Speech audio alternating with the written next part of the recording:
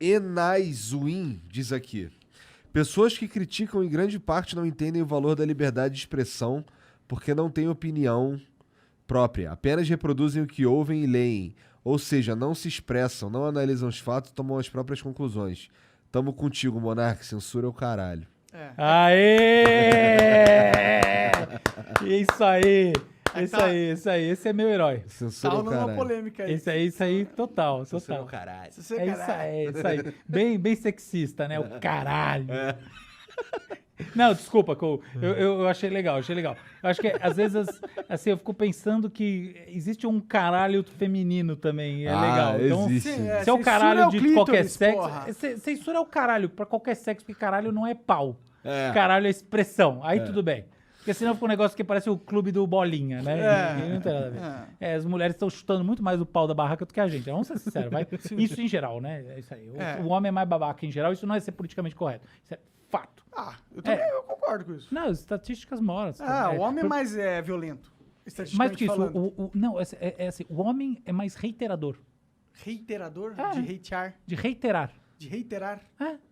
De Fazer a mesma coisa de novo. Ah, tá. Não é? Óbvio. Sim, a A gente gente gosta de uma rotina. Eu, então? Nossa. Vamos lá.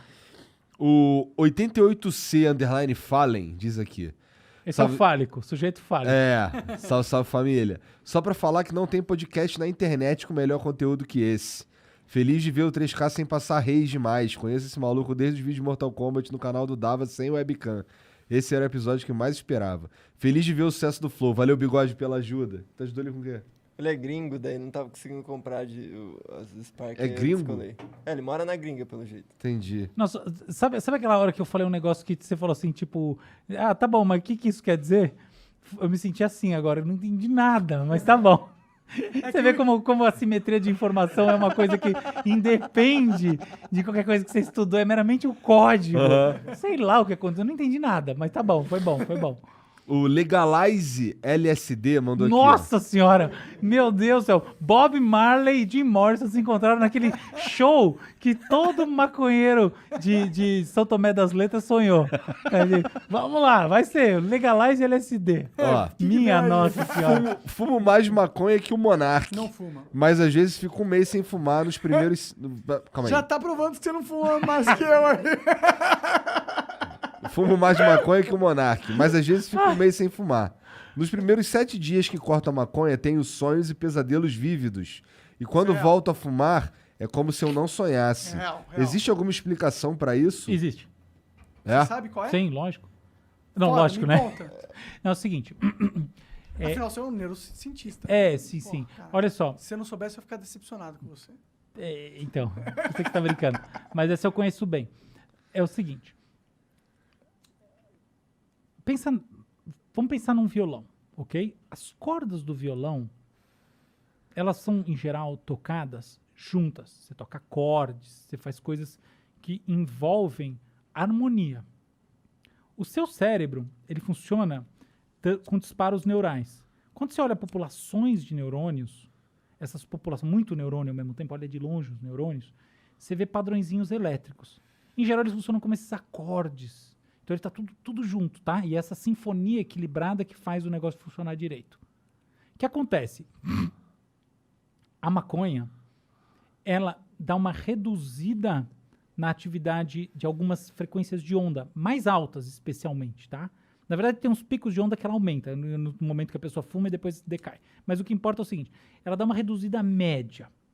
Essa reduzida média se traduz por um tipo de frequência chamada θ, que é de 4 a 8 Hz e maior quantidade. Tá? Então, as frequências são assim, 0 a 4 Hz, delta. 4 a 8 Hz, θ. θ 8 a 12 Hz, alfa. 12 a 15 Hz, beta 1. 15 a 30 Hz, beta 2. Depois 30 a 60 e poucos Hz, você tem gama, tá bom? Então, a frequência de alta total performance cerebral, bababá. O que acontece na meditação? Não, meditação você tem predomínio de alfa, tá? Alfa. Alfa quer dizer, curiosamente, existe uma relação inversa entre atividade neural e alfa. Olha que interessante. Muito louco, né? Então, alfa, que não é tão baixo, está sinalizando baixa atividade. Então, por exemplo, As pessoas, em geral, têm mais atividade neurológica no seu hemisfério dominante do que no outro, tá? Então, em geral, no esquerdo, e pré-frontal. E significa que você tem mais alfa à direita. E uma assinatura neural da depressão, muitas vezes, é a simetria de alfa invertida. Então, você vai encontrar mais alfa no hemisfério esquerdo. Cansei de ver eletrocefalograma com essa inversão. Enfim, não importa, tá? O que importa é o seguinte. Você tem esse 4 a 8 Hz, tá? Que é essa onda teta, essa frequência, em maior quantidade quando você fuma. O que acontece? Quando você dorme, suas frequências, elas caem e você tem essa queda para teta, na entrada no sono. Você tem uma fase do sono chamada hipnagógica, que você está entrando no sono, que você tem uma coisa que parece um delírio, e aí você entra no sono. E aí você entra em frequências que estão nessa faixa mais baixa, delta. O que acontece? Quando você fuma, você tem uma diferença menor entre as suas frequências da vigília e suas frequências do sono. Entendeu? A quebra é menor. E a quebra menor vai se traduzir por menor atividade paradoxal, que é o sono REM, que é o sono dos sonhos, e você vai ter menos sonhos. Então é engraçado isso, mas, por exemplo, pensa na pessoa que, eu vou dar uma relaxada muito grande antes de dormir. Isso em geral não acho muito bom. Você reduz essa frequência e aproxima a experiência do antes de dormir com a experiência de dormir, você tem insônia. Você tem que ter uma certa quebra nisso, entendeu? Por isso que quem mexe com sono fala pra você, não fica na cama rolando, faz alguma coisa, etc. Deita pra ter uma quebra, entendeu? Então essa é a razão pela qual se sonha menos. É possível que, pelo fato do maconheiro hardcore tipo eu não estar sonhando, a gente está deixando de ter alguns processos que eram necessários por não ter esse momento onde essa mudança drástica acontece? A palavra necessária é a palavra forte. Eu acho que não. Eu acho outra coisa, que o sonho tem sua função. Tá? O sonho tem sua função. A função do sonho, saindo de uma esfera mais psicanalítica, etc., a função do sonho é processar informações do seu dia. Então, ajuda. Isso, sem dúvida, ajuda. Tá? Existe uma base evolucionária para sonhar. Você não vai gastar energia do cérebro fazendo um negócio no meio da noite se não tem sentido evolucionário. Simples assim, tá? Porque pensa que boa parte da nossa história a gente estava na pressão, assim. Qualquer coisa que gastasse energia e, por exemplo, então se você não vai usar aquilo para nada, era mais fácil você ficar meio prestando atenção no ambiente, semi-dormindo, né? Porque qualquer perigo você tá lá. E na hora que você tá sonhando, você tá fora. Então tem que ter uma função para isso, né? Ultra importante. Pelo risco. Exatamente. Não vou ter ultra, mas tem que ter uma função importante. É isso aí. No mínimo importante. Então, eu diria que existe uma função no sonho. Agora, o que acontece? Muita gente reporta não sonhar. E mais do que isso, a ideia de que a gente sonha a vida inteira também não é tão verdade. Tá? A capacidade de sonhar, ela tende a decair com a idade. Então, assim, pessoas mais velhas, a taxa de gente que sonha menos, mais velho, ou quase nunca sonha, é muito maior do que aos 12 anos de idade, entendeu? Faz sentido. Quando eu era jovem, eu sonhava. Entendeu o ponto? Então, mais ou menos, assim, é meio relativizável isso. Agora, assim, eu gosto muito de sonhar, tá? Agora, eu não sou lá um grande sonhador, eu já fui. Mas hoje em dia meus sonhos são mais picados, são mais curtos. Assim, eu não tenho sonhos insanos, assim. De vez em quando eu tenho, mas bem menos. Você já aprendeu alguma coisa foda com sonho? Isso que você tá falando você falou que o sonho ele tem uma função de processar o teu dia. Esse lance de sonhar menos é porque a gente processa cada vez menos coisa porque a gente já absorveu? Isso que você está falando é magnífico e toca num ponto animal, que é o seguinte. Quem nunca reparou quanto durava o dia na tua vida quando você tinha 7 anos de idade? Meu, você lembra? E o semestre? Quanto tempo faz que a gente não se vê aqui? Eu nem lembro, foi outro dia, não é? Eu acordei ontem, fiz alguma coisa e eu já tô hoje aqui. Faz 6 meses, né? Não é? É um semestre, pra mim ontem não, semana passada eu acho que eu vim aí. Cara, minha vida passa assim, eu fecho uns olhos, sabe? Passa um semestre. A percepção do tempo, de fato, muda com a idade. Sim. E essa percepção do tempo tem a ver exatamente com o que você está falando, que é a relevância biológica do aprendizado dos estímulos. Então, de fato, tem um pouco a ver com isso, tá? Então, não é que... Veja bem, por que você sonha menos mais velho? Não é que você sonha menos mais velho porque não é tão importante. Não é bem isso. Isso não faria sentido. É mais assim, se sonhar tanto quanto se sonha mais cedo fosse crucial para a adaptabilidade mais velho, e você, sobretudo se tivesse filho mais velho, você fosse que eu vou determinar futuro do seu gen, você ia sonhar mais velho, entendeu? Então, de fato, não tem pressão seletiva para você sonhar mais velho. Aí tem um declínio cognitivo, tem uma série de processos que acabam levando você a diminuir os sonhos, entre outras coisas, psicológicas e tal, mas tem esse, de fato, um negócio neurológico aí envolvido, tá? Ah, Então, que bom que você tá falando. Eu ficava bolado de não sonhar, confesso. Não, Falei, mano, sabe quando você não bate uma punheta, tá ligado? Aí você fica acumulando. Será que eu tô fazendo isso com os meus sonhos? Eu tô acumulando no meu cérebro Não, é muito os legal o que você tá processos falando. cognitivos que eu precisava ter e eu não tô tendo porque eu tô chapado pra caralho. Mas, cara, isso que você tá falando é sensacional mesmo, tá? Sensacional mesmo. Porque é o seguinte, no seu caso, possível que não, mas no caso de muita gente é isso, cara. Mas tem isso demais. Tem um monte de gente que tem insônia, que fica à noite e tal, né? Porque no fundo, aquela hora que você deita a cabeça no travesseiro e você se encara, putz, essa hora dói, entendeu? Então isso aí, cara, é um dos grandes males, assim, psicológicos da nossa era. É essa.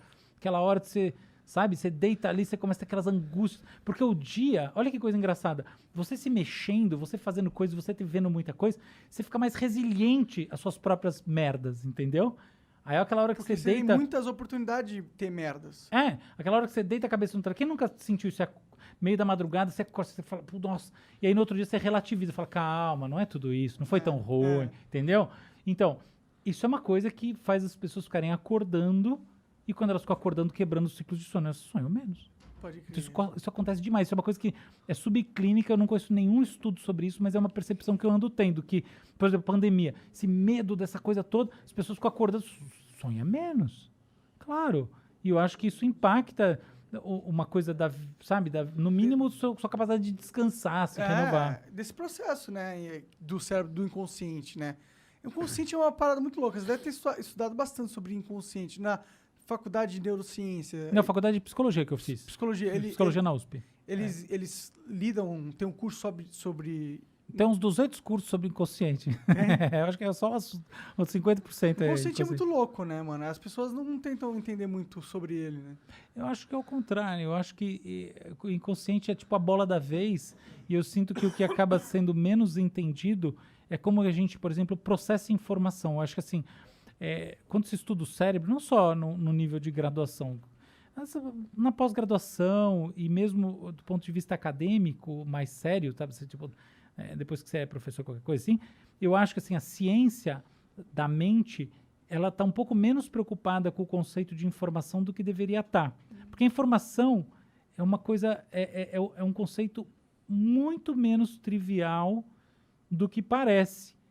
E se a gente for olhar bem, assim, né? Tipo, você parar para pensar, no final dos contos, essa história toda de você se alinhar com o futuro, quer dizer o quê? Quer dizer você conseguir encapsular informação útil. Por sinal, a informação, acho que chegou a hora, finalmente, de eu fazer uma revelação. E é uma revelação crítica. Eu conheço o demônio. Caralho, realmente? É o demônio de Maxwell. Ah, E é um demônio da informação. E é o seguinte, olha só. Olha o que é informação. Tá? James Clerk Maxwell, século XIX. O que Maxwell pensou? Olha esse experimento mental. Imagina que eu tenho uma caixa e eu tenho nessa caixa uma divisória. Tá bom? E eu ponho... É uma caixa de vidro. E eu ponho gases, tá? Eu ponho um gás. Ali dentro.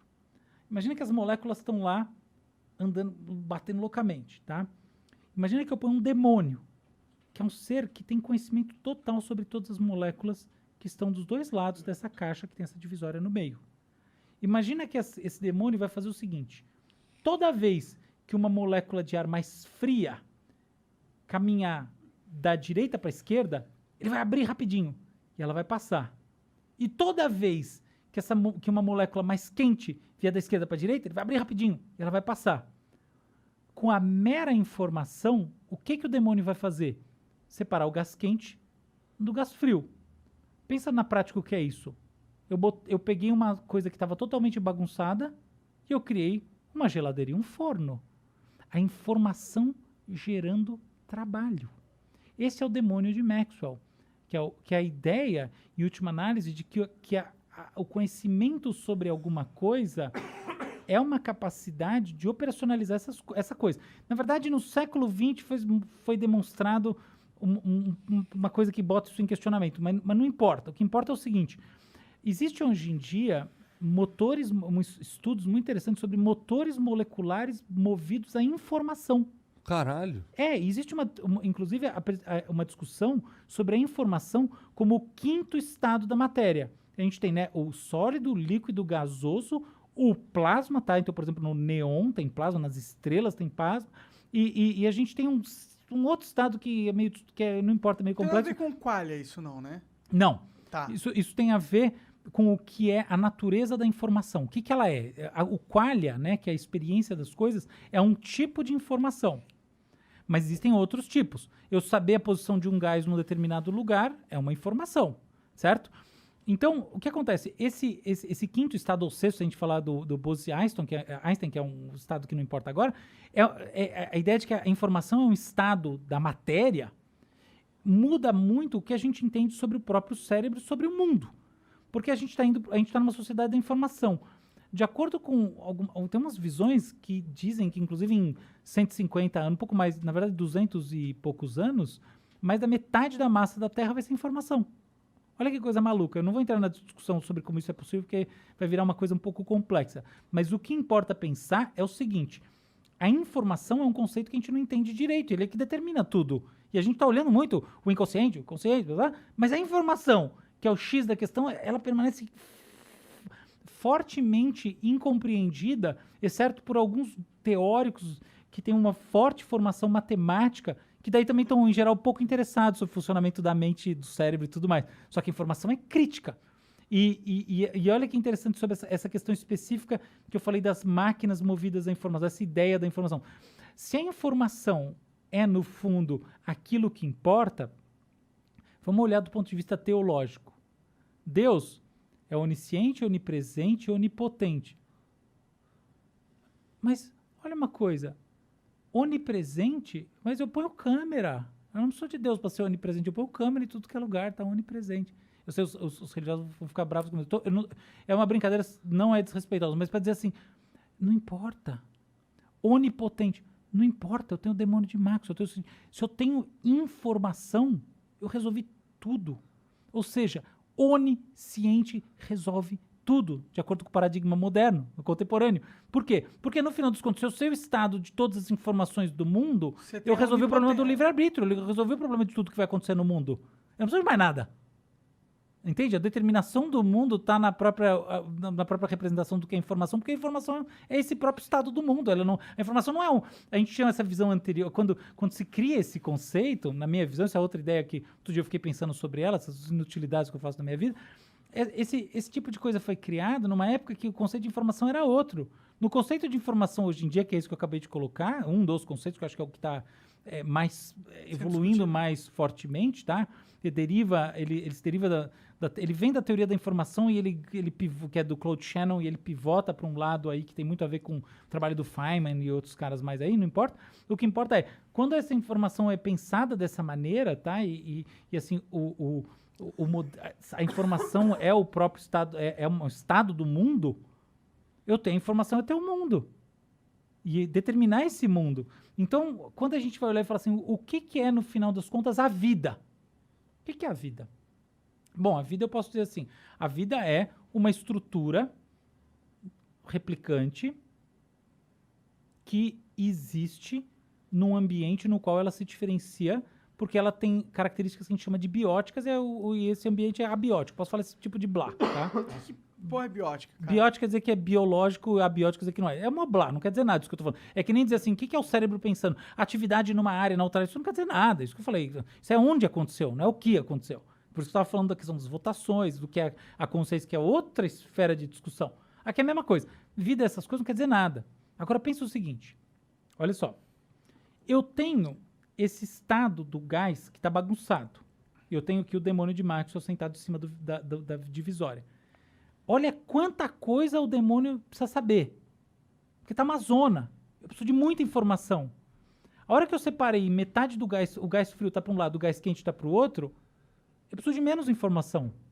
Você concorda comigo? Sim. Por isso que é paradoxal. Em outras palavras, o mundo converge para um aumento da informação.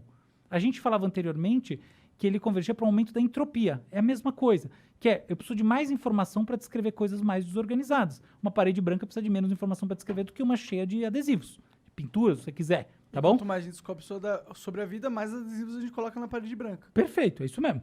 Então, como é que a coisa... Exatamente. Por que você não consegue, supostamente, voltar a viajar no passado? Porque o grau de entropia do passado, supostamente, é menor que o do presente. Tá? Isso é supostamente porque, do ponto de vista quântico, na verdade, existe retroação do estado da matéria. Não importa, tá? Aí você tá falando de umas paradas que aí ele vai... Vamos dizer assim, se tiver alguém muito purista na ciência vendo, vai falar que tem uma ressalva, então eu sei que tem uma ressalva. Mas vamos lá, é o seguinte, o que importa? Em geral, o que eu quero dizer na prática, é que o estado do mundo presente tem mais informação, eu preciso de mais coisa para descrever ele. Eu não consigo voltar no passado porque tem menos coisa para descrever nesse passado. E o que eu faço com o que sobrou de informação? Mando para a Lua? Não tem, porque a Lua precisa descrever ela. Então, a informação, ela aumenta, tá bom? O fato de que a informação aumenta significa que as coisas vão ganhando um grau de desorganização que faz com que elas, em última análise, se tornem absolutamente desestruturadas. Beleza? Então, o que é a vida? A vida é uma cápsula que organiza uma quantidade de informação aqui dentro que é maior ou menor do que o mundo lá fora? Menor do que o mundo lá fora e não maior. Genial, é isso aí. Entendeu? Porque é isso, porque o mundo lá fora está uma zona, a entropia é grande. E aqui dentro eu tenho instruções simples para fazer alguma coisa. E é isso que é a vida. Então não é simplesmente um sistema replicante, a vida é informação. Só que é a informação estruturada de uma maneira que vai gerar justamente replicação dela, ou em outras palavras, é uma resiliência à quantidade exponencialmente alta de informação ou entropia de todo o resto que está em volta. É a cura do caos. É a cura... é isso aí. Mas é isso mesmo. Vamos dizer assim, a cura não é do caos, tá? É a cura do acaso. A cura do acaso. A vida é a cura do acaso. É isso aí.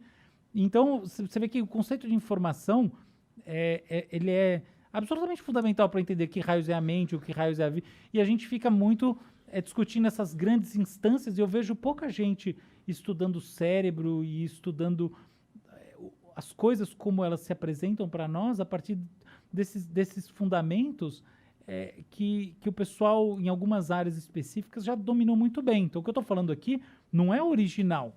Na minha visão, existe uma gota de originalidade, se é que se pode falar numa gota, na aplicação. Mas eu diria que é quase uma obrigação a gente fazer a aplicação. E ela não é feita. Por quê? Muito porque a gente fica estudando esses grandes sistemas, o que eles fazem. Mas, cara, e o básico? O básico a gente compreende bem menos. Engraçado, né? Ele fez um comentário de 1 minuto e veio a resposta de 1 hora. Não, eu fico processando aqui, meu tic-teco aqui tentando processar a realidade.